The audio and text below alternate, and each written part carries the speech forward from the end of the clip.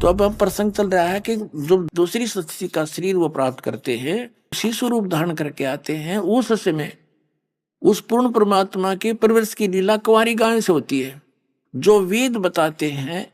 और जिनने ये लीला की है, तो who is god? Kabir is God, वही गॉड जिसकी वेद लीला बताओ और जिसने ऐसी कर रखी है।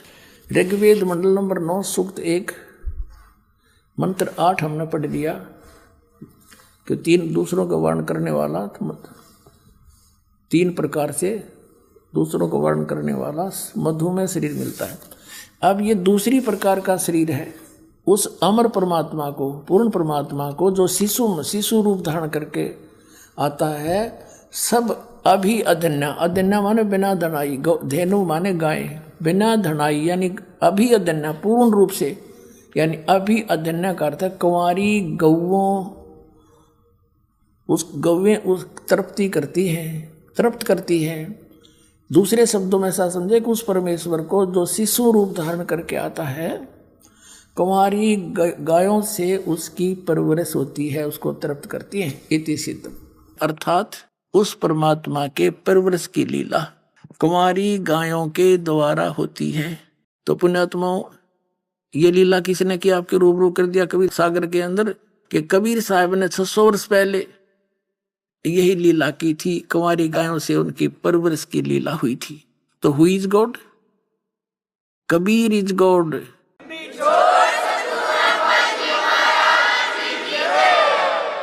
अनंत कोट ब्रह्मांड का एक रति नुई भारे, सतगुरु पुरुष कबीरे हैं ये कुल के सिरजनधारे। हम सुल्तानी नानक तारे, दादू को उपदेश दिया, जात जुलाहा भेद न पाया, वो काशी माहे कबीर हुआ।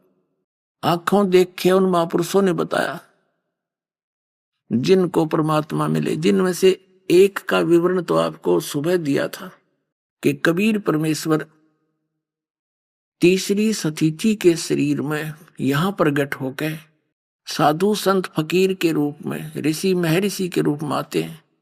एक जिंदा महात्मा के रूप में आकर गरीबदास जी को मिले थे, सतलोक लेकर गए थे, वापस छोड़ा था, उन्होंने प्रमाणित कर दिया कबीर इज गॉड। और दूसरा आदरणीय धर्मदास साहिब जी को मिले परमात्मा, उनको सचखंड में ले गए, फिर वापस छोड़ा। उन्होंने क्या बताया कि हे परमात्मा, आप तो खुद ही मालिक हो, आप खुद परमात्मा हो, परम अक्षर ब्रह्म हो, सत्य पुरुष हो, और आपने यहां अपने आप को छुपा रखा है, आप ही परमात्मा है। और नानक साहिब जी को सुल्तानपुर शहर के पास एक बेई नदी बहती थी, अभी बह रही है वो, उसमें स्नान करने जाया करते आदरणीय नानक देव साहिब जी। और वहां परमात्मा जिंदा महात्मा का रूप बनाकर गए थे। दरिया में डुबकी लगाई नानक साहिब ने स्नान करने के लिए, उनको अंतर ध्यान कर दिया और सचखंड लेकर गए। शरीर को अपस्ट्रीम में, जिधर से जल आ रहा था उस साइड में छुपा दिया। 3 दिन तक अपने पास रखा, सौर्य ब्रह्मांडों से परिचित कराया, अपनी सतीति से परिचित कराया। फिर उनको भी बताया था कि मैं बनारस में रहता हूं, काशी शहर के अंदर, इस जम्बू द्वीप भारत में, और वहां आना तुझे सतनाम दूंगा। तीसरे दिन नानक साहब जी को वापस छोड़ा। उन्होंने प्रथम उदासी बनारस की थी। वहां जाकर जब भगवान को देखा, कपड़ा बनते हुए जुलाहे के रूप में, धानक के रूप में, और वही सूरत जो कि तुम जो सतलोक में देखी थी जिंदा महात्मा के रूप में, फिर सतलोक में देखे थे तख्त के ऊपर सिंहासन पर बैठा उस पूर्ण परमात्मा को, अकाल मूर्त को, और वो नीचे कपड़ा बुनने लग रहा। तब कहा था, फाई सूरत मलुकी वेश, ए ठगवाड़ा ठगी देश, खरा सियाणा बहुता बार, ये धानक रूप रहा करता, लोगो धानक रूप रहा करता। ये गुरु ग्रंथ साहिब के अंदर नानक साहिब जी की महला पहला की वाणी पृष्ठ नंबर 24 पर अंकित है, जो दास ने आपको सुनाई। फिर 721 पृष्ठ पर नानक साहिब जी की वाणी है महला पहला की। एक अर्ज गुप्तम पेश तोदर कौन करतार, हक्का कबीर करीम तू बे ऐब परवरदिगार। फिर 731 पृष्ठ पे गुरु ग्रंथ साहिब जी में लिखा है कि नीच जात परदेसी मेरा, खिल आवे तिल जावे, ताकि संगत नानक रहंदा कैसे मुंडा पावे। नीच जात परदेसी मेरा, ओए होए। एक पल में यहां होता है, एक पल में ऊपर यू। अब इसका कैसे अंत पाऊं मैं? प्यार में बोल रहे हैं। फिर आदरणीय दादू साहिब जी को लेकर गए थे सचखंड में, 3 दिन में वापस छोड़ा था। वो अचेत पड़े रहे, तीसरे दिन उठे जब कहा था, जिन मुझको निज नाम दिया सोई सतगुर हमार, दादू दूसरा कोई नहीं है कबीर सिरजनहार। ओए होए। तो पुण्यात्माओं हुई जगोट, कबीर ही जगोट। और वही जो काशी में आया था वो पूर्ण परमात्मा है।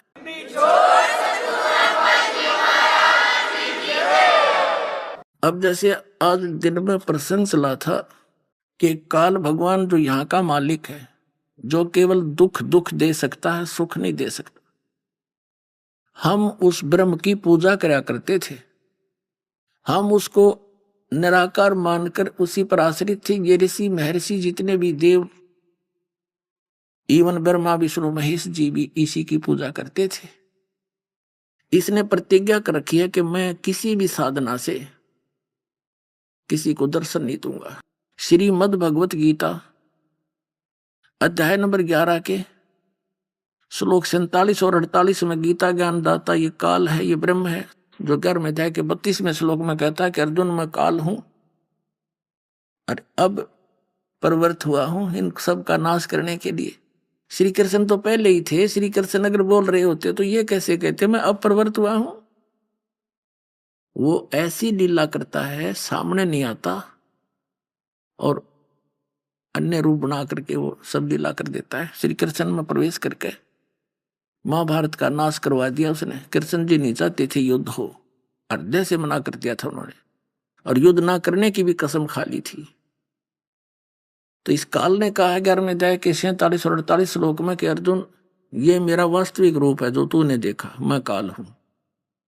और मेरी इस रूप का दर्शन ना तो पहले किसी ने हुए तेरे से अतिरिक्त, ना और आगे कोई कर सकता, ना किसी वेदों में वर्णित विधि से, ना किसी यज्ञ से, ना जप से, ना तप से मेरे स्वरूप के दर्शन नहीं कर सकता। इति सिद्धम, वेदों में वर्णित विधि से, वेदों वाला ज्ञान गीता जी है ही। तो उनसे किसी भी क्रिया से इस ब्रह्म की प्राप्ति नहीं। ऋषि महर्षियों ने कुछ ओम नाम का जाप किया, फिर हठ योग किए, समाधि लगाने की चेष्टा की, उसे सिद्धियां तागी, प्रभु पाकी एक दूसरे तो ज्यादा सिद्धि दिखा गए, लेकिन भगवान नहीं मिला। इन्हें निराकार बता दिया। भगवान निराकार दिखता है कोई नहीं। कबीर साहब कहते हैं खोजत खोजत था किया, खोजते खोजते थक गए, अंत कहा बेचून, आखिर में कह दिया निराकार है। भगवान साकार है। सब सदग्रंथों में प्रमाण दे दिया दास ने। तो कहने का भाव यह है, इसने कहा किसी को मैं दर्शन नहीं देता। अब प्रसंग चल रहा है कि इस परमात्मा की भक्ति करते करते ये तो दुख दे सके, सुख नहीं दे सकता है किसी को। जब यहां हाहाकार मचती है, परमात्मा आते हैं।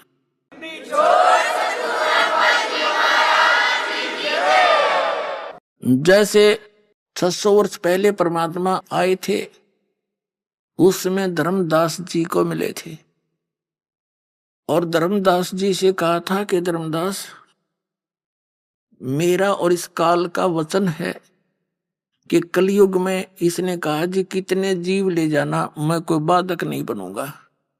तो धर्मदास जी ने कहा था भगवान अब वर्तमान में कलयुग भी है और आप खुद मालिक भी आए हुए हो, ये कोई रास्ता ही नहीं दे रहा भगवान।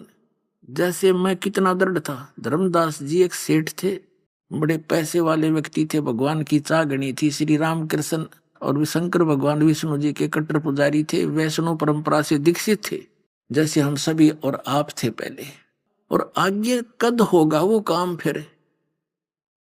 आज से कोई नहीं मान रहा आपकी। अब तो आपकी दया से कुछ लोगों में दया भी है, इंसानियत भी बची हुई है। और आप कह रहे हो आगे तो घोर कलयुग होगा, इंसान का कोई लज्जा नहीं रहेगी, कोई दीन धर्म नहीं रहेगा उनका, तो फिर कद पार होगा दाता। मेरे त्या बुद्धि में बात कुछ समा नहीं रही। आप तो खैर समर्थ हो, सब कुछ कर सकते हो, पर वो होगा कब? तो परमात्मा ने कहा कि तूने कबीर सागर में एक 100 वेद नाम का चैप्टर है, उसमें जो तूने लिखा है ना, 5500 वर्ष जब कलयुग बीत जाएंगे, मैंने बताया था तेरे को, उस समय मैं खुद आऊंगा धर्मदास। परमात्मा ने कहा था मैं खुद आऊंगा, और जब तक वो समय नहीं आलेगा ना, 5500 वर्ष कलयुग बीत जाएंगे, तब तक तो मेरी यह बात कबीर सागर में लिखी हुई ऊट पटांग सी दिखेगी।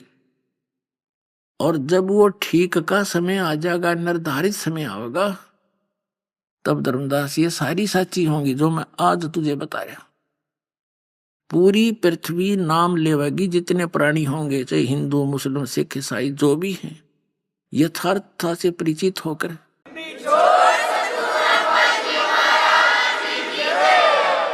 और पूरी पृथ्वी पर सतयुग जैसा माहौल बनेगा। माया की दौड़ समाप्त होगी, भगवान पर आस्था दृढ़ होगी, भगवान से ही डिमांड करेंगे और भगवान उनकी सारी पूर्ति करेगा। परमात्मा जो कर सकता है वो राजा भी नहीं कर सकता। पुण्यात्मा और राजा भी, जब कोई ऐसी परिस्थितियां उत्पन्न हो जाती हैं राजा को, वो भी भगवान से ही याचना करता है। तो हम उस परमात्मा से सीधे संबंधित हो गए। वो एक पल में आपकी सब समस्याओं का समाधान करेगा और आपको वो वस्तु दे देगा जो आपको आवश्यक होगी, आप सोच भी नहीं सकते। ये सत्कर मान लेना, मैं कोई बालक नहीं, कोई स्वार्थवश अलग से कोई ये सांग जोड़ा है, मैं कोई स्वार्थवश नहीं, परमात्मा का भेजा हुआ दास है, उसका दास के सिर पर हाथ है, और जो दास कह रहा है सारी सच्ची मान लेना, इसमें इतनी भी त्रुटि ना समझना, इसमें तुम्हारा भला होगा।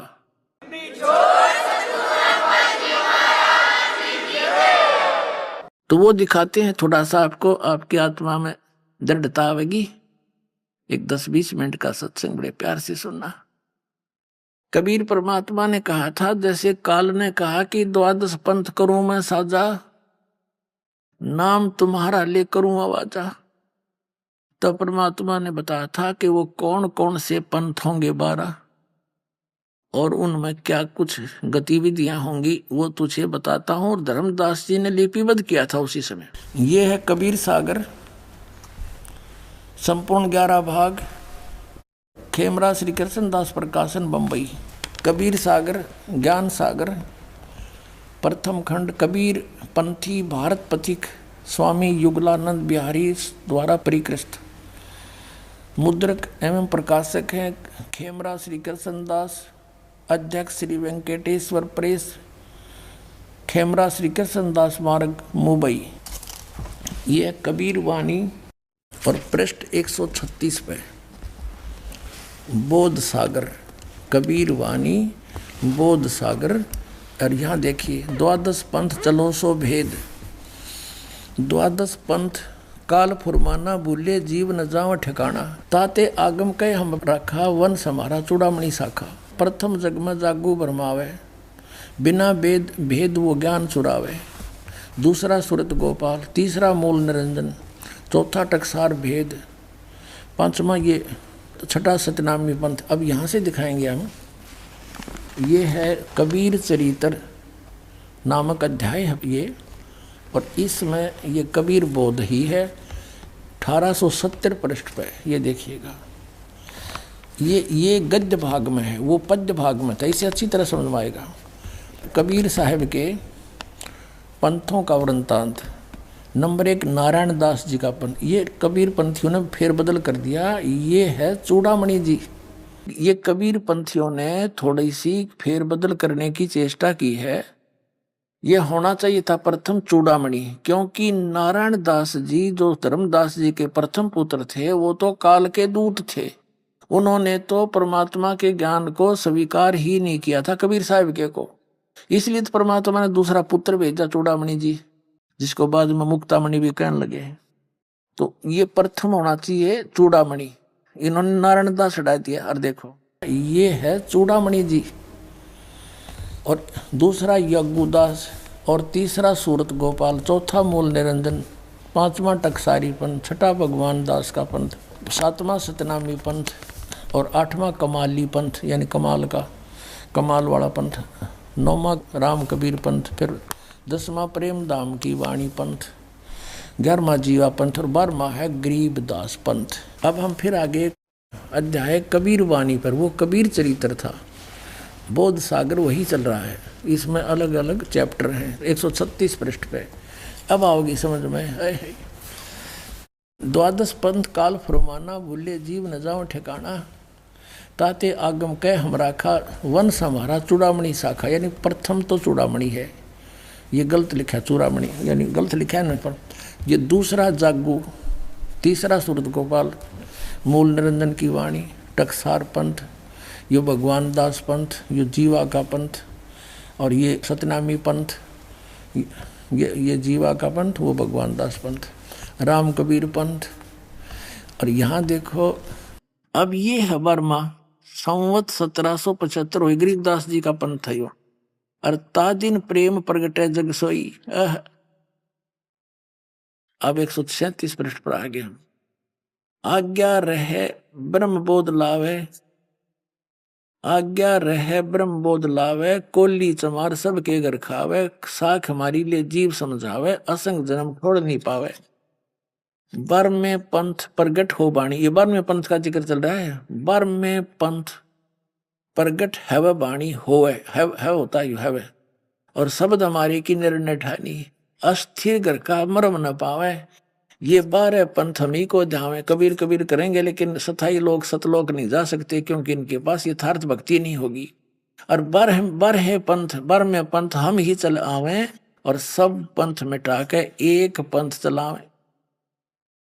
हो गया क्लियर। बारहवां पंथ गरीबदास का पंथ, और उस 12वें पंथ में हम ही चलकर आवेंगे, सब पंथों को मिटाकर एक पंथ चलाएंगे। पुण्यात्मा ये दास है वो,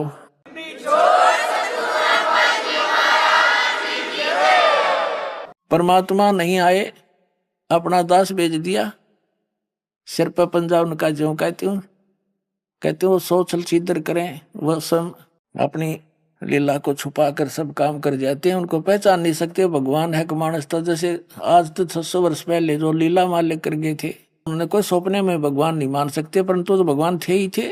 आज सारे गुण प्रकट हो गए। तो परमात्मा ने कहा था कि 12वें पंथ में हम आएंगे। ये गरीबदास पंथ में प्रकट हुआ वाणी। गरीबदास जी को परमात्मा सचखंड लेकर गए, उनको वापस छोड़ा, उनके अंदर अपना यथार्थ ज्ञान फीड कर दिया जो दास के पास उपलब्ध है। वैसे तो गरीबदास पंथ में सबके पास उनकी वाणी उपलब्ध है, लेकिन वो समझ नहीं सके उसको, उनको कख नहीं पता। गरीबदास पंथ वाले तो कबीर साहब को और गरीबदास जी को विष्णु जी का अवतार बताते हैं। बता खाक ज्ञान उनका, प्रमाण दिखाएंगे आपको समय आने पर। तो यह पता है कि ये 12 पंथ हमी को जावे, अस्थिर घर का मरम नहीं पावे, और साख हमारी ले जीव समझावे, असंग जन्म ये छोड़ नहीं पावे। 12 पंथ, इवन गरीबदास पंथ वाले तक। गरीबदास जी का पंथ चल लिया तभी वाणी प्रकट हुई, और वो स्थायी स्थान पा ही नहीं सकते। फिर बताया कि उस गरीबदास का जब पंथ चल चुका होगा और 5500 वर्ष कलयुग बीत चुका होगा, तब ये बात सारी सेट होंगी, उस समय करेंगे हम। तो बर्म में पंथ हम ही चलावे और सब पंथ मिटा के एक पंथ चलावे। तो दास का निकास उस बर्म में पंथ गरीबदास जी से हुआ है, गांव छुड़ाने वाले से। मेरे पूज्य गुरुदेव जी वहां जाया करते थे। फिर मुझे एक दिन उन्होंने स्पष्ट कह दिया था कि मैं जब सतलोक चला जाऊं उसके बाद छुड़ानी में मत आना। तू यहाँ के लोग उस ज्ञान के गाहक नहीं है, ग्राहक नहीं है। तो उसके बाद दास ने वहां झांक्या भी नहीं, जाकर आदेश हुआ उसी टाइम छोड़ दिया था। तो कहने का भाव यह है कि गरीब दास पंथ से दास का निकास है। और अब आपके समक्ष है और दिखाता हूं। अब कहता है ना, 12वें पंथ प्रगट हो बाणी, शब्द हमारे का निर्णय ठानी। ये असंग जन्म छोड़ नहीं पावे, ये 12 पंथ हम ही को ध्यावे, कबीर कबीर करेंगे लेकिन इनके पास मूल ज्ञान नहीं होगा, क्योंकि वो हमने छुपा रखे हैं। क्या बताया आगे परमात्मा ने, देखिए ये कबीर बानी बोध सागर 137 पृष्ठ पर पढ़ रहे हैं। बर में पंथ हम ही चल आवे, सब पंथ मिटा के एक एक ही पंथ चलावे। अब कहते प्रथम चरण कलयुग निर्याना, तब मगर मांडो मैदाना। अब यहां स्पष्ट कर दिया भगवान ने, कबीर साहब ने, कि प्रथम कलयुग का वो चरण होगा जब मैं मगर से सह शरीर को लीला करूंगा। वहां पे सह शरीर गए थे मगर से, तो वो तो प्रथम चरण। और पुण्यात्मा अब चल रहा है बीच का चरण है, बीचली पीढ़ी अब है। जब 5500 वर्ष बीत जाएंगे तब बीचली पीढ़ी आओ। लास्ट में अंतिम चरण, उसमें तो कृत गणी जीव हो जाएंगे, भक्ति करेंगे नहीं, और सब मांसाहारी बकवादी लोग हो जाएंगे। कोई कलम का लिखा मानेगा नहीं। आगे हजारों वर्षों के बाद की बात है ये। अब तो एक बार पुनः सतयुग जैसी सतिथि होगी एक बार इस पूरी विश्व में। परमात्मा का आदेश है, उसका हुक्म कोई टाल नहीं सकता। जो उसने बोल दिया फाइनल है। जो सारे ब्रह्मांड उसके एक वचन से चल रहे हैं।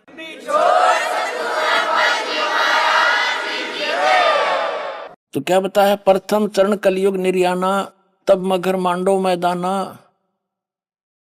अब यहां देखो 5505 तब ये शब्द होगा साचा, जो मैं आज कह रहा हूं ना धर्मदास। 600 वर्ष पहले भगवान कह रहे थे कबीर जी के जब यो 5505 कलयुग बीत जाएगा तब यह मेरी बात सच्ची होगी जो मैं आज कह रहा हूं। अब देखो फिर क्या बताया है कि धर्मदास मेरी लाख दुहाई, मूल शब्द कई बार न जाई। पवित्र ज्ञान तुम जग में बाखो, मूल ज्ञान गुप्त ही राखो, गोई राखो। ये मूल है, भूल नहीं। मूल ज्ञान जो बाहर पढ़ी बिचली पीढ़ी वन सांसनी तरही। और 33 अरब ज्ञान हम बाख्या, मूल ज्ञान गोई यानी गुप्त राख्या। मूल ज्ञान तुम तब लग छुपाई, जब लग द्वादश पंथ मिटाई। परमात्मा ने कहा था जब तक ये 12 पंथा का अंत नहीं हो ले तब तक इस ज्ञान का जिक्र मत करना, और इसको छुपा के रखना, फिर प्रकट करेंगे। तो पुण्यात्माओं अब ये तो क्लियर हो गया। इन 12 पंथों में जो 12वां पंथ है गरीबदास जी का, उसमें से ही प्रकट होऊंगा मां का आगे चल के। और फिर सब पंथों को एक करके और सब एक ही पंथ चलाएंगे। पूरे विश्व में मेरा ही गुणगान होगा और ज्ञान नहीं रहेगा।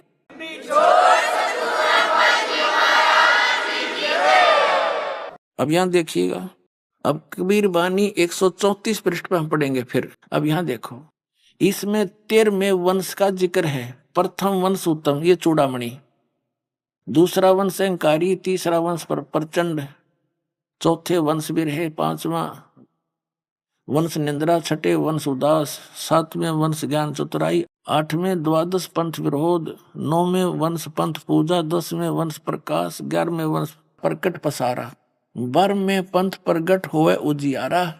12वें पंथ यानी गरीबदास के जी के द्वारा मेरी थोड़ा बहुत उजियारा होगा। गरीबदास जी ने कहा है अनंत कोट ब्रह्मांड का एक रति निभार, सतगुरु पुरुष कबीर है कुल के सृजनार। हम सुल्तानी नानक तारे, दादू को उपदेश दिया, जात दुलाहा भेद नहीं पाया, का सीमाएं कबीर हुआ। अब ये उजियारा सा कर दिया, लेकिन गरीबदास वाले नहीं समझ सके इसको, कोई भी नहीं समझ सके आज तक। वो कबीर साहब को विष्णु जी का अवतार मानते, होगी बात फेल सारी। तो उजियारा सा तो उन्होंने कर दिया, लेकिन क्लियर नहीं हुआ। अब इस 13वां ये दास है, ये देखो 12वां वंश प्रगट हुए उजियारा, और 13वें वंश मिटे सकल अंधियारा।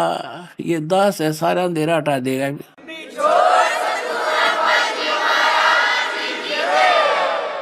कबीर साहब ने कहा है कि 9 मन सूत उलझिया, ऋषि रहे जखमार, और सतगुरु ऐसा सुलझा दे उलझे ना दूजी बार। कलयुग में भक्ति ज्ञान तो उलझे नहीं का, कोई भक्ति करियो चाहे ना करियो, और करेंगे भगवान का आदेश है करेंगे।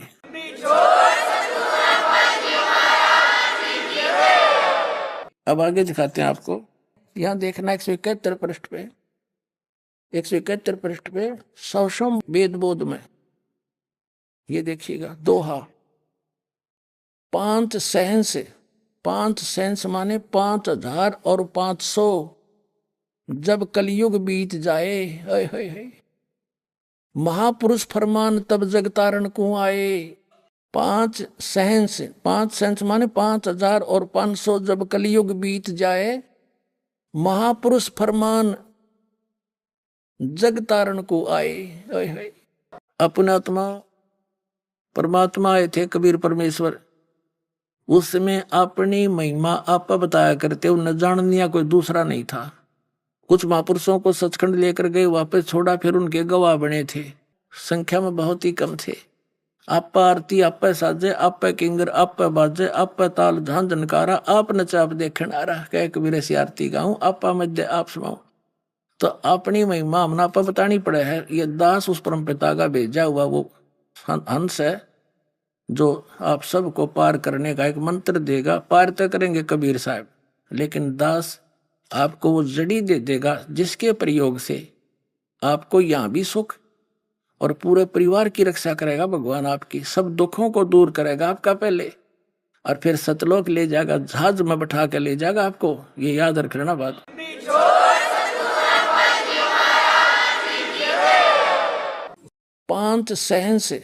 पांच सहंस माने 5500 जब कलयुग बीत जाए, महापुरुष फरमान तब जग तारण को आए।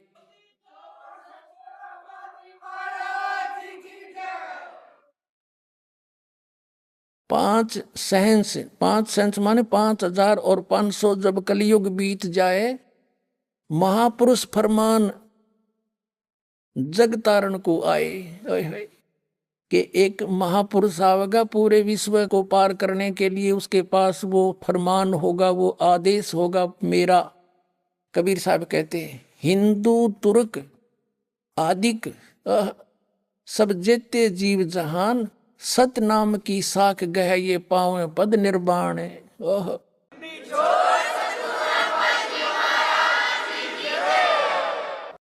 कहते हिंदू तुर्क, हिंदू मुसलमान आदिक, यानी और भी उस समय जो अन्य पंथ मजहब बन जाएंगे, जैसे सिख धर्म आदि। कहते आदि माने और भी जितने भी हम डिवाइड हो जाएंगे, सब हिंदू मुसलमान आदि सब जेते जीव जहान, और सतनाम की साख गहें पावे पद निर्वाण। यानी सतनाम को समझेंगे, उसकी महिमा से साख से परिचित होंगे, उसको प्राप्त करके, और वो फिर वो पूर्ण मोक्ष पद प्राप्त करेंगे, सतलोक चले जाएंगे, जहां जाने के बाद कभी मृत्यु नहीं होती। फिर क्या कहा है, जब मेरा ये समय आएगा ना, 5500 वर्ष कलयुग के बीतेंगे, तब वो कैसे मिलेंगे सभी पंथ, एक कैसे होंगे, किस गति से होंगे, देखिएगा। यथा सरित गण आप ही मिले सिंधु में धाये, सत सुकृत के मध्य में सभी पंथ समाये। ओए होए होए, आप जी को बताया था कि 12वें पंथ हम ही चलावे, कबीर साहब ने कहा, और सब पंथों को मिटा के एक पंथ चलावे।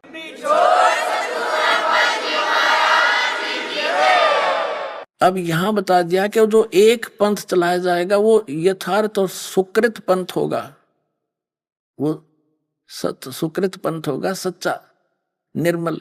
उसमें सभी पंथ ऐसे समा जाएंगे जैसे दरियाएं दौड़ के पूरी स्पीड से समुद्र में जाके और एक जैसी हो जाती है, कोई भेद नहीं रहता। यहाँ देखा है, जब लग पूर्ण होए नहीं ठीक का तिथिवार। ठीक माने निर्धारित समय 5505, वह ठीक दर राखी 5500 वर्ष जब कलयुग बीत जाएंगे। जब लग पूर्ण होए नहीं ठीक का तिथिवार, यो ठीके को नहीं है, और कपट चातुरी तब लोग यो सब वेद निराधार है। अब धर्मदास जी मायूस हो रहे थे कि भगवान आज तो इतनी बिजली गिर रही, कोई मानता नहीं आपकी बात ने, तो फिर कौन मानेगा। परमात्मा ने कहा, जो तूने सौसम वेद में लिख दिया ना धर्मदास, यह उस समय सच्ची होगी मेरी बात। जब 5500 वर्ष कलयुग बीत चुका होगा, तब तक तो ये वाणी निराधार और ऊट पटांग सी दिखेगी। अब देखो 500-600 वर्ष पहले से कबीर पंथी पढ़ते आ रहे हैं, और वो भी कहते आए हैं कि कलयुग में सतयुग जैसा माहौल होगा, सतयुग जैसा माहौल होगा। अरीब तो ही नहीं हो लिया वो, तो उनको भी इस पर अविश्वास सा हो गया था। लेकिन परमात्मा ने कहा था, जब हमने वह ठीक दर रखी है ना, ठीक यानी निर्धारित समय कर रखा है, तब ये मेरी बात सारी सच्ची होंगी। तो पुण्यात्मा भी देख लेना, कुछ ही समय में, थोड़ा ही समय में पूरे विश्व में जाएगा यो ज्ञान, और सबको शरण में लगेगी भगवान की।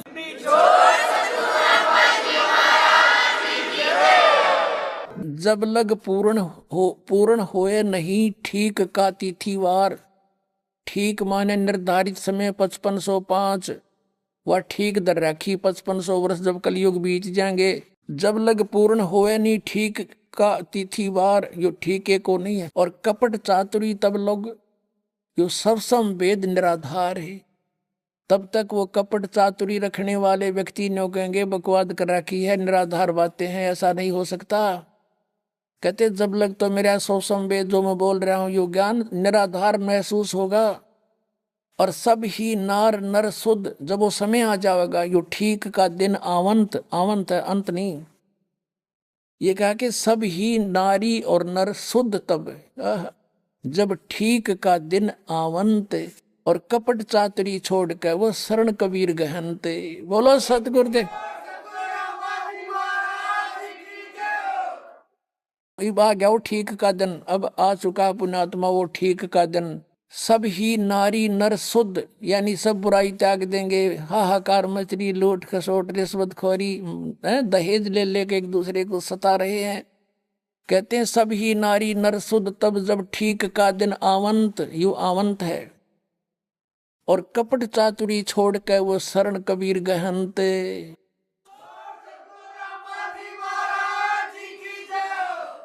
अब क्या बताया है कि एक अनेक हो गए, मेरी प्यारी आत्मा भिन्न भिन्न मजहबों में बट गई। एक अनेक हव गयो, और पुन अनेक हो एक, सब मिलकर फिर एक होएंगे।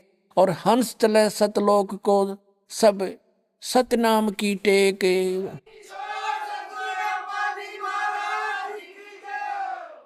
देख कितना कमाल कर दिया परमात्मा ने कि एक अनेक हो गई। नारे नारे मजहबों में, धर्मों में बांट दिया इस काल ने हमें आपस में लड़ा मारने के लिए।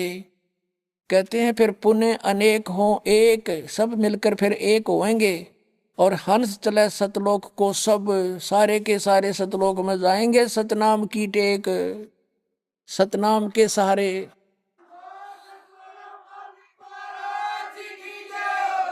आगे क्या कहा है कि सभी के सभी सतलोक चलेंगे, और सतनाम की टेक, उस 2 अक्षर के मंत्र के सहारे, उसकी भक्ति की टेक से सतलोक जा सकेंगे। जो इन काल के पंथियों ने पता भी नहीं सतनाम क्या है, खांड का है, पीण का कोई स्थान है या नाम है। अब क्या बताते हैं परमात्मा कि घर घर बोध विचार हो, दुर्मति दूर बहाए, कलयुग में एक हवे सोई, और बरतें सहज सुभाए।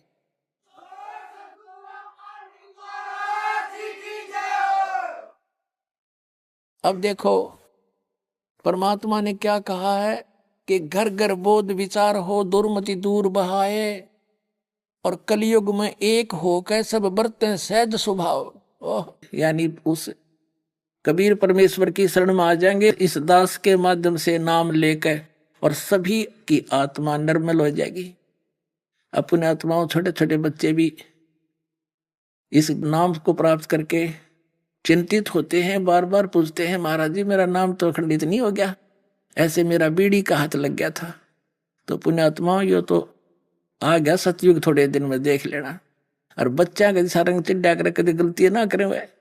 तो इतना भय हर एक व्यक्ति भाई बहन जो मर्यादा बताई है, क्योंकि समाज ऐसा है हमारा भी, उनको ये ज्ञान नहीं, वो अपने उस परंपराओं पर दृढ़ हैं, लेकिन उन्हीं के अंदर आप जी ने रहना है। फिर भी कोई गलती होने की शंका होती है तो भयभीत हो जाते हो। कुछ दिनों में हमारी अधिकता हो जाएगी और वो भी हमारी बात को मानने शुरू कर देंगे। तो फिर सबको भय बनेगा इस बात का कि भगवान नाम खंड नहीं होना चाहिए, और चाहे कुछ भी हो जाए।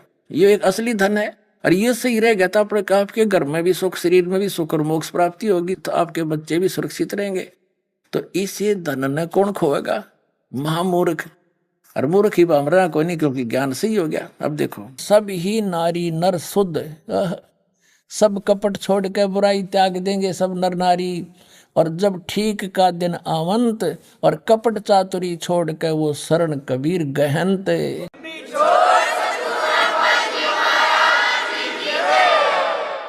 पूरे विश्व में लिखा परमात्मा ने कि सब एक हो जाएंगे। क्या लिखा है कि एक अनेक हव गए और पुनः अनेक हो एक, हंस चले सतलोक को सब सत नाम की टेक।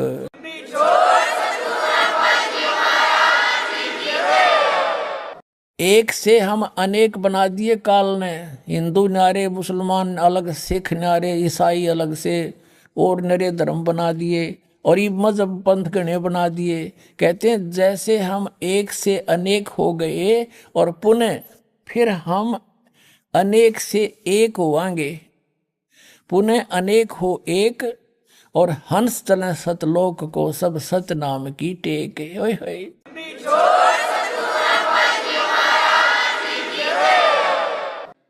सब में सहज स्वभाव माने कोई भी छल कपट नहीं करेगा।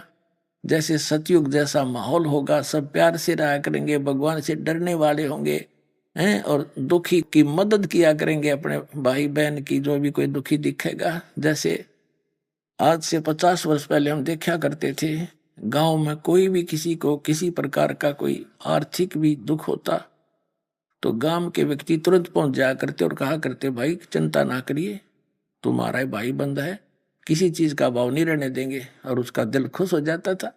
तो ऐसी स्थिति फिर से आएगी अब, और तभी हम मानव होंगे ना। तो पशु जैसा कर्म है, उसके उसके मिलावट कर दिया, उसको झूठ बोल दी है, वहां अटपट कर दिया, मन में दोष रखे, किसके लिए? अपने बच्चों को सुरक्षित रखने के लिए, उनको सेठ बनाने के लिए। कल आप भी मर सकते हो, बच्चे भी चले जाओ, फिर वो क्या काम आया आपका धन? 2 नंबर से जोड़ा हुआ है। और भगवान देगा अपने, इतना सुख दे देगा, सत्कर्म मानना, क्योंकि ये कलयुग है। आपको भक्ति भी देगा, कलयुग में जो आपको चाहिएगी मशीनरी वो भी देगा, और अपने कोटे से देगा भगवान। क्योंकि हम तो कितने वर्षों से आप जी सेठ बनने की चेष्टा कर रहे हो और वहीं के वहीं खड़े हो, और फिर भगवान आपके इतनी बरकत कर देगा, आप सोच भी नहीं सकते। सारी टेंशन खत्म कर देगा, सब दुख दूर करेगा। पर जिस दिन दृढ़ विश्वास हो जाएगा,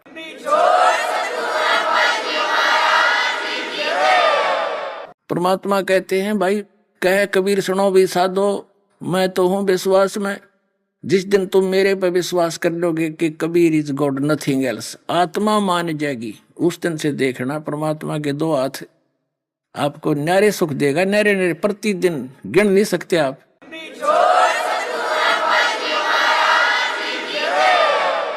कि घर घर बोध विचार हो, मेरे ज्ञान का घर घर चर्चा चलेगी, और दुर्मति दूर बहाए, सबकी दुर्बुद्धि दूर हो जाएगी, हाहाकार मिट जाएगा, माया की दौड़, मिलावट, रिश्वतखोरी, आपस में लड़ाई खींचातानी, ये दुर्मति दूर बहाए, और कलयुग में एक होकर सब बरतें सहज शोभाए।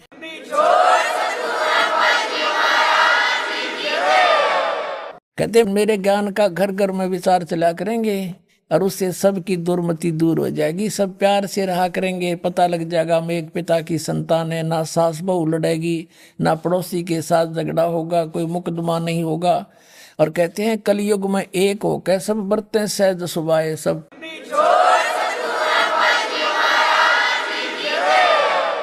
वो सत्सुकृत पंथ का जो प्रवर्तक होगा, वो कबीर परमात्मा ही जानो, और सबको एक समान कायदा कानून दिखाएगा, सबको समान दृष्टि से देखेगा। वो है समर्थ सत कबीर। उसको सत कबीर समझ लो, चाहे उसका कृपा पात्र समझ लो, ये दास है पुण्यात्मा, वो आपका समझ में आवत है।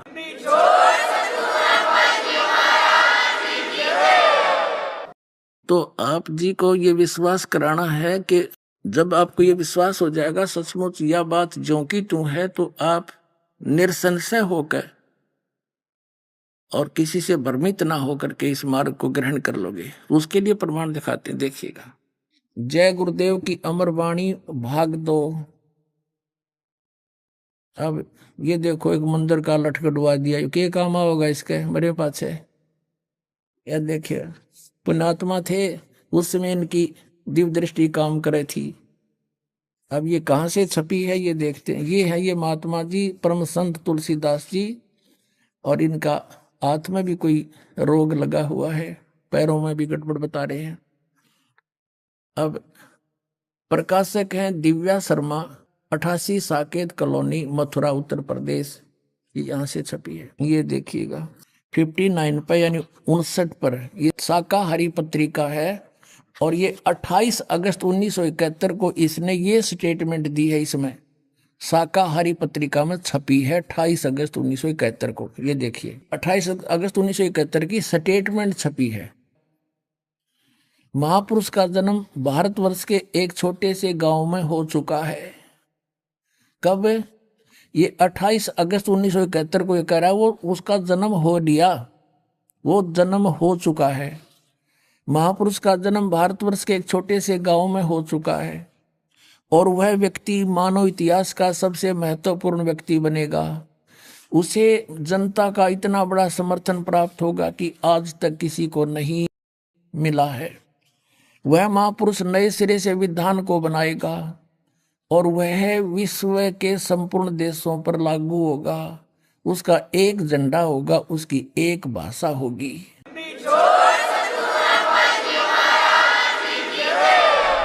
अभी आपने सुने संत रामपाल जी महाराज के मंगल प्रवचन। आइए अब सुनते हैं संत रामपाल जी महाराज जी से नाम दीक्षा लेकर सतभक्ति करके अद्भुत लाभ प्राप्त करने वाले अनुयायियों के विचार। नमस्कार दर्शकों, टेंशन और डिप्रेशन ऐसी समस्याएं हैं जो आजकल हर वर्ग के लोगों को अपना शिकार बनाती जा रही हैं। इनसे छुटकारा पाने और शांति का अनुभव प्राप्त करने के लिए लोग विभिन्न तरीके अपनाते हैं, लेकिन वास्तविक सुख शांति से अभी भी कोसों दूर है। आज हम आपको एक ऐसी ही शख्सियत की आपबीती से रूबरू करवाने जा रहे हैं जो इन सभी परेशानियों से बाहर उभर कर आ चुकी हैं। ये हैं अलीगढ़, उत्तर प्रदेश की खुशबू जी, जो डिप्रेशन के जाल में बुरी तरह फंसी हुई थी। हालात इतने खराब हो चुके थे कि इन्हें खुद की भी सुध नहीं रहती थी और इनके परिवार पर भी दुखों का पहाड़ टूटा हुआ था। लेकिन फिर अचानक 2013 में खुशबू जी को एक ऐसा शांतिदायक मार्ग मिला जिसे अपनाने के बाद इन्होंने डिप्रेशन जैसी समस्या से पूरी तरह छुटकारा पा लिया है।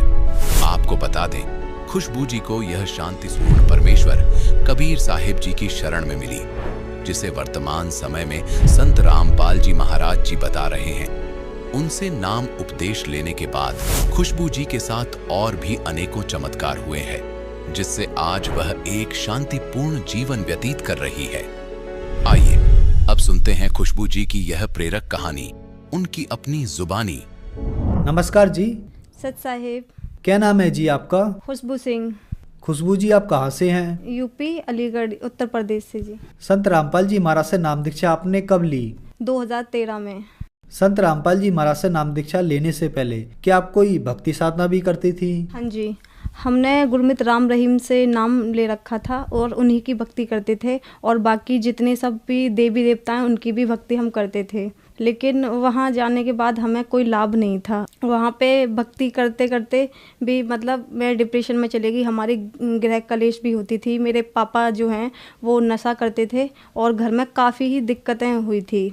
तो फिर आप संत रामपाल जी महाराज की शरण में कैसे आईं? संत रामपाल जी महाराज की शरण में हम लोग ऐसे आए कि जब हमारे घर में मेरे बड़े भाई की शादी हुई थी तो हमारे घर में झगड़ा होने लगा था। हाँ, तो बहुत सारे झगड़े होते थे। जो मेरी भैया की जो वाइफ थी वो मतलब टोने टोटके वाली थी, आए दिन मतलब कुछ ना कुछ मिलाती रहती थी और मतलब भाई और भाभी में दोनों में झगड़ा होता था काफ़ी। तो मैं डिप्रेशन में चली गई और मुझे ये डर था कि मेरे भाई को अब ये मार देगी और मतलब कुछ आए दिन कुछ ना कुछ खिलाती हैं कि मैं अपने सिर को ना ऐसे मारती थी दीवारों में, बेडों में, इतने ख़तरनाक तरीके से कि शायद अगर मैं नॉर्मल अभी मारूं तो मेरा सर फट जाएगा। और मतलब बहुत ही ज़्यादा इतनी परेशान हो गई थी मैं कि बस मुझे कोई भी जगह मिलती थी ना तो बस मैं अपना सर मारा करती थी और बिल्कुल बेहोश हो जाती थी।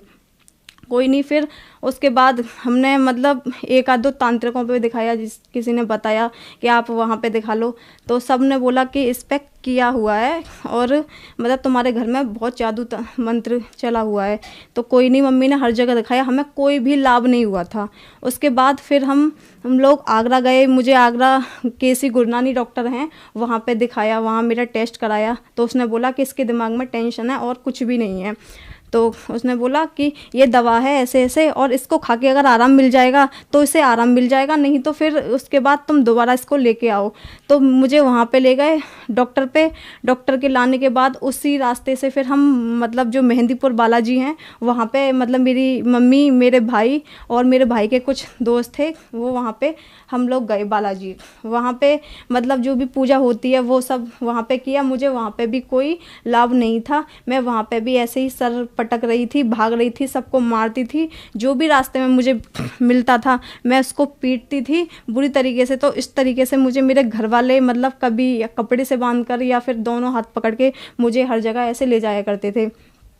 कोई नहीं, फिर वहाँ से आ गए। तो मेरी दीदी के ससुर संत रामपाल जी महाराज का सत्संग देखा करते थे।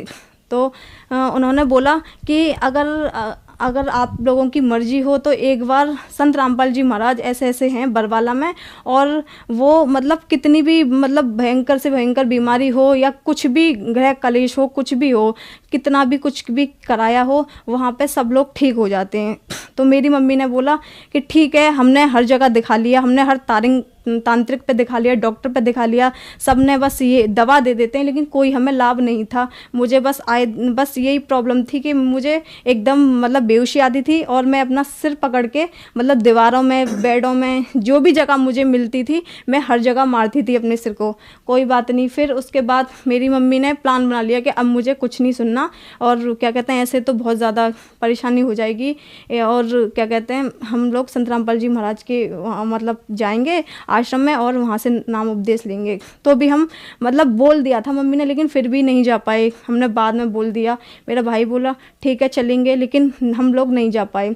फिर उसके बाद दूसरे दिन एक मतलब चलता फिरता बाबा आया और वो बोल रहा था कि मतलब तुम्हारे बेटे को 6 महीने का दिया हुआ है और 6 महीने के अंदर अंदर ये मर जाएगा। कोई बात नहीं, ये बात मैं सुन रही थी, मुझे होश आता था, और इसी बात को सोचते सोचते मैं एकदम मतलब बहुत ज़्यादा परेशान हो गई, बहुत ज़्यादा, इतना कि मेरा दिमाग मुझे खुद नहीं मालूम कि उस टाइम पर कहाँ चला गया। कोई बात नहीं, हम नहीं गए। फिर हमने उस बाबा से पूजा कराई अपने घर में, और मतलब जो भी उसने बताया वो सब किया। भैया का कॉल आया, आपने कुछ घर में कराया है?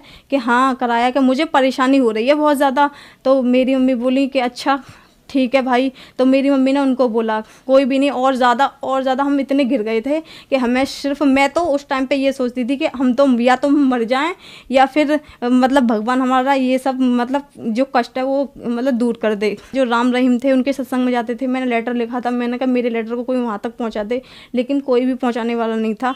मैंने मतलब साईं बाबा को मैं ज़्यादा मानती थी, मैंने वहाँ भी प्रार्थना की, लेकिन कोई भी लाभ नहीं था। जितने भी देवता सबसे मैंने वो संकल्प किया, भगवान मतलब मेरा जो दुख है वो कैसे भी आप दूर कर दो, कुछ भी नहीं हुआ। फिर उसके बाद एक और तांत्रिक हैं, हम दूसरे दिन वहाँ पे किसने बताया तो उनके पास भी गए। उन्होंने बोला कि इसको टोने दिए गए हैं और 2 घुल चुके हैं और अभी 4 बाकी हैं। तो मुझे और टेंशन हो गई, मुझे हर जगह दिखाया, कुछ भी लाभ नहीं है। उस दिन फिर मेरी मम्मी बोली कि अब हमें कहीं नहीं जाना, हमें संत रामपाल जी महाराज के आश्रम में जाना है, और मुझे कुछ भी दिखाई नहीं दे रहा, मुझे पता है अब कोई भी नहीं है, अब वहीं लास्ट चांस है और वहीं पे हम जाएंगे। तो हम उसी रात को हम, मेरा भाई, मेरी मम्मी, हम निकल गए। हम लोग दिल्ली पहुँचे, मेरी दीदी सुल्तानपुरी में रहती है, तो उनके घर पे गए। फिर दूसरे दिन उनके सास ससुर हमारे साथ आश्रम में गए। वहाँ से संत रामपाल जी महाराज का हमने नाम उपदेश लिया। खुशबू जी, संत रामपाल जी महाराज से नाम दीक्षा लेने के बाद क्या आपको लाभ भी प्राप्त हुए? हाँ जी, सबसे पहला लाभ तो मेरा ये था कि आध्यात्मिक लाभ हुआ मुझे। फिर दूसरा लाभ, जो मेरी मतलब परेशानी थी, जैसे मैं पागल हो गई थी, सबको मारती थी, पीटती थी, किसी को भी सिर अपने दीवार में मारा करती थी बहुत खतरनाक तरीके से। तो मैंने जैसे ही संत रामपाल जी महाराज से नाम उपदेश लिया, उस दिन के बाद मतलब मैंने सबको मारना पीटना बंद कर दिया। फिर 1 महीने बाद मेरा भाई, मेरी सामने मतलब आंटी रहती हैं वो, और मेरी मम्मी और हम लोग गए संत रामपाल जी महाराज के आश्रम में। तो वहाँ पे आशीर्वाद मतलब दे रहे थे संत रामपाल जी महाराज। तो जैसे ही संत रामपाल जी महाराज ने मेरे सिर पे हाथ रखा, तो मतलब मुझे उस टाइम पे ऐसा लगा था जैसे मेरे शरीर में से कुछ निकल के गया है। मतलब एकदम हल्का सा और बहुत ही ज़्यादा, मतलब मैं ऐसा फील कर रही थी कि अब तो मैं बिल्कुल ठीक हो गई। तो फिर जैसे मैं मतलब मेरी मम्मी मुझे देख रही थी, मैंने बोला कि मैंने तो संत रामपाल जी महाराज से आशीर्वाद ले लिया।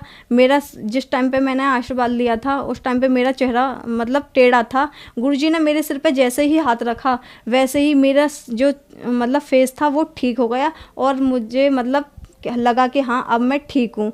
फिर मैं अपनी मम्मी के पास गई तो मम्मी ने बोला आशीर्वाद मिल गया, कि हाँ जी मिल गया।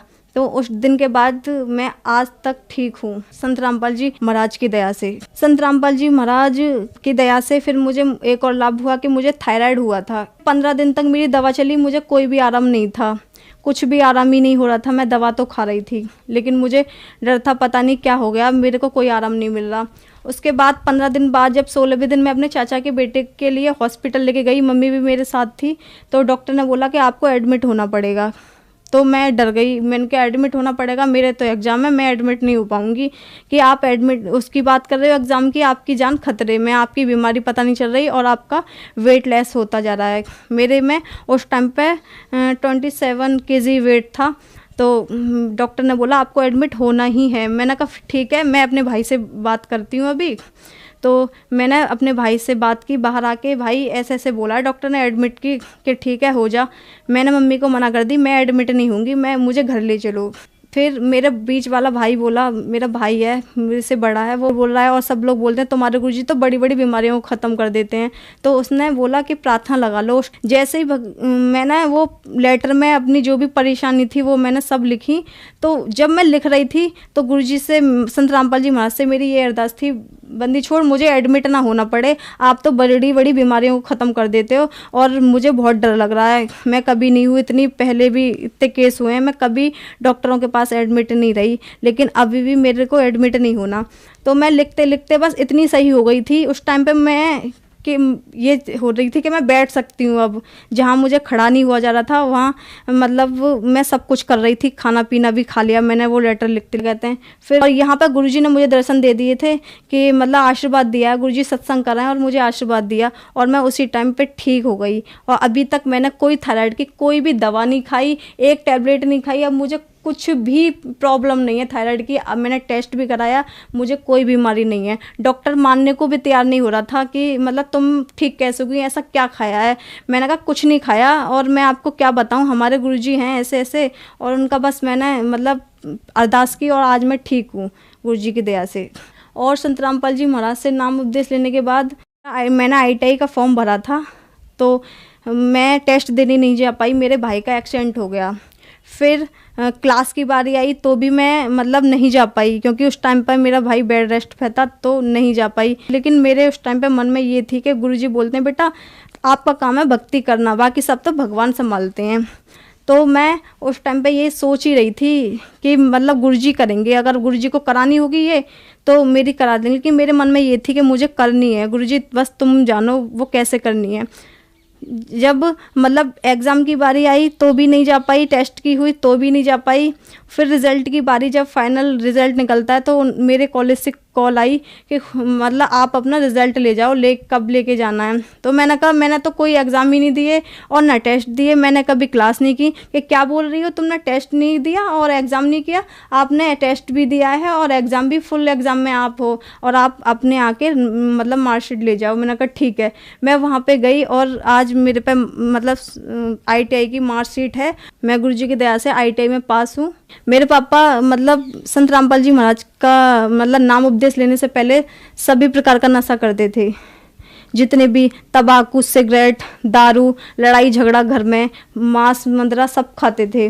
लेकिन जब से संत रामपाल जी महाराज का हमने नाम उपदेश लिया है और उन्होंने लिया है, आज हम संत रामपाल जी महाराज की दया से आज हम पूरी तरीके से स्वस्थ हैं। हर प्रकार से हमारी आर्थिक स्थिति इतनी खराब थी कि हम ये सोचते थे कि भगवान हम रूखी खा लें, भूखे सो जाएं, लेकिन कर्ज ना हो। हम रात और दिन यही करते थे। जैसे ही हमने संत रामपाल जी महाराज का नाम उपदेश लिया और उनकी भक्ति करी, आज हम मतलब मैं सुबह से शाम तक बोलूँगी ना तो भी मैं संत रामपाल जी महाराज के बारे में बता नहीं पाऊँगी कि उन्होंने हमें कितने लाभ दिए हैं और हम कितने खुश हैं। ये तो सिर्फ हमारे आस पड़ोस हैं ना, वो भी जानते हैं कि हमने संत रामपाल जी महाराज का जो नाम लिया है उसके बाद हमें कितने लाभ हैं और हमारा खर्चा कहाँ से चल रहा है, कैसे चल रहा है, हमें कुछ नहीं पता होता। बस हम ये है कि सिर्फ खाते हैं और हमारा मतलब सही ठीक ठाक से गुजारा चल रहा है। हमारी सारी चीज़ें ठीक हैं संत रामपाल जी महाराज की दया से। और हमारे भाई का एक्सीडेंट हुआ था, वो ऑफिस से आ रहे थे तो उनका ये जो नीचे की साइड है कूल्हा, ये पूरा ख़राब था, उनका पैर भी टूटा था, हाथ भी। तो जब मतलब भाई का कूल्हा टूटा था तो काफ़ी टाइम तक बेड रेस्ट पे थे, तो चल नहीं पा रहे थे। डॉक्टरों ने जवाब दे दिया था कि ये मतलब इसका ऑपरेशन होगा और कूल्हा चेंज होगा और इसकी कोई भी गारंटी नहीं है कि ये चल पाएंगे। तो मेरा भाई वहाँ से आया, बोला कि मम्मी मुझे ऐसे से बोला है। तो मम्मी ने बोली गुरुजी हैं हमारे करने वाले और संत रामपाल जी महाराज, और वो तो अंधों को आंख देते हैं, मतलब सब चीज़ वो करने वाले हैं। तू दंडवत प्रणाम कर और गुरुजी से अरदास कर। छोटे भाई ने अरदास करी कि गुरुजी हम ऐसे ऐसे बोला है। तो गुरुजी ने बोली बेटा परमात्मा दया करेंगे। उस दिन का ये दिन है, आज तक उनके 8 फ्रैक्चर थे, वो कहाँ पे कैसे ठीक हो गए बिन दवा के। उन्होंने कोई कैसी भी मेडिसिन नहीं ली, कोई भी ट्रीटमेंट नहीं कराया, कोई ऑपरेशन, बिन ऑपरेशन के बिन दवा के आज वो ठीक हैं, स्वस्थ हैं, जॉब कर रहे हैं और कोई भी उन्हें प्रॉब्लम नहीं है, ना चलने में ना वैसे। संत रामपाल जी महाराज की दया से कोई बता नहीं सकता कि उनका एक्सीडेंट भी हुआ था। खुशबू जी क्या काम करती हैं आप? मैं 12th की स्टूडेंट हूँ और मैंने ITI कर रखी है गुरुजी की दया, संत रामपाल जी महाराज की दया से। खुशबू जी आप 12th की स्टूडेंट हैं और आपने संत रामपाल जी महाराज से नाम दीक्षा ले रखी है। कुछ लोगों का मानना है कि संत रामपाल जी महाराज से उनकी अनुयायी अंधश्रद्धा के तहत जुड़ते हैं, क्या यह बात सही है? जो लोग ये बोलते हैं कि अंधश्रद्धा से जुड़ते हैं, उनके लिए मैं ये कहना चाहूँगी, आज की डेट में ना सभी एजुकेटेड हैं।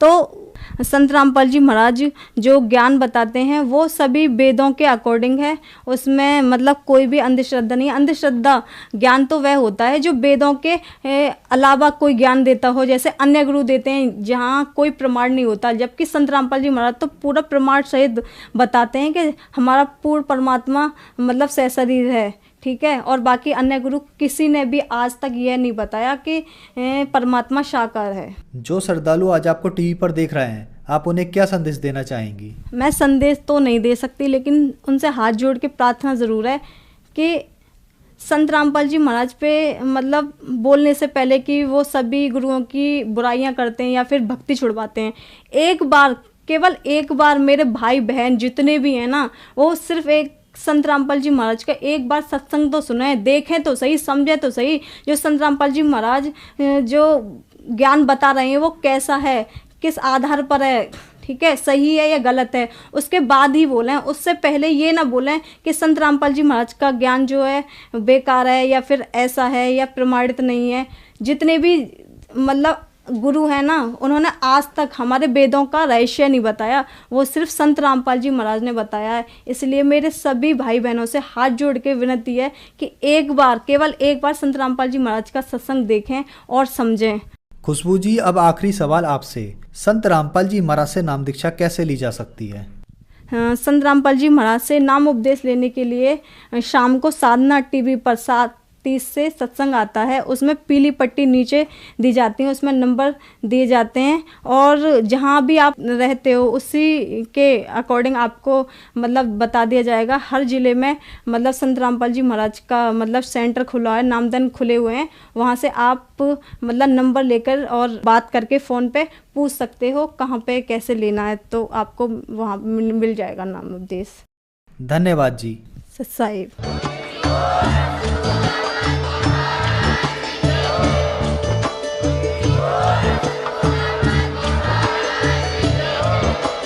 आप सुन रहे थे जगत गुरु तत्वदर्शी संत रामपाल जी महाराज जी के मंगल प्रवचन। अधिक जानकारी के लिए विजिट कीजिए हमारी वेबसाइट www.jagatgururampalji.org।